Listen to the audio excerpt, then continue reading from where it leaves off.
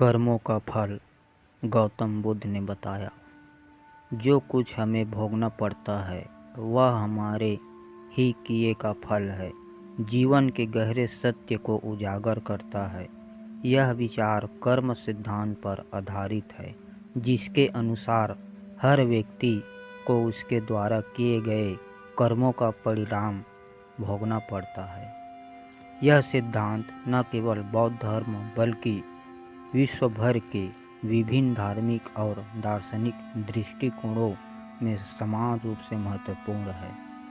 कर्म का अर्थ है क्रिया, जो विचार, शब्द या कार्य के रूप में हो सकती है।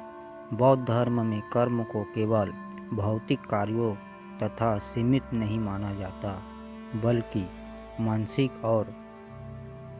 मानसिक भावनाओं के रूप में भी देखा जाता है।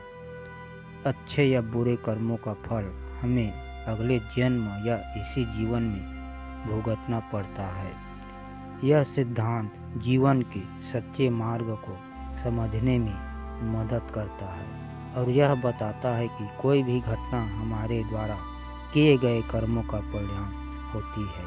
गौतम बुद्ध ने अपने जीवन में यह अनुभव किया कि दुख और सुख दोनों ही हमारे कर्मों से उत्पन्न होते हैं।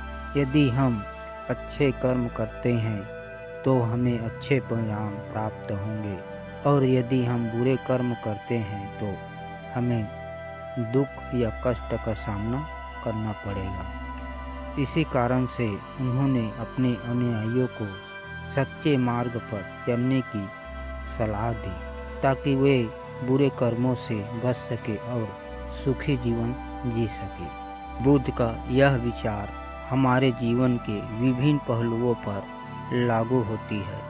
जब हम जीवन में कठिनाइयों का सामना करते हैं तो हमें यह समझने की आवश्यकता है कि वे परिस्थितियां हमारी अपनी पिछली क्रियाओं का परिणाम हो सकती है।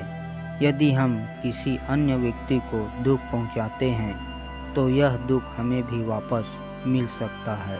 इसी तरह जब हम किसी के साथ अच्छा व्यवहार करते हैं तो हमें भी अच्छे परिणाम मिलते हैं।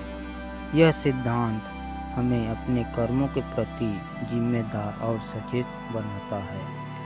कभी कभी हमें लगता है कि हमारे जीवन में कोई कारण नहीं है, बल्कि परिस्थितियां हमारे ऊपर मजबूत करती हैं।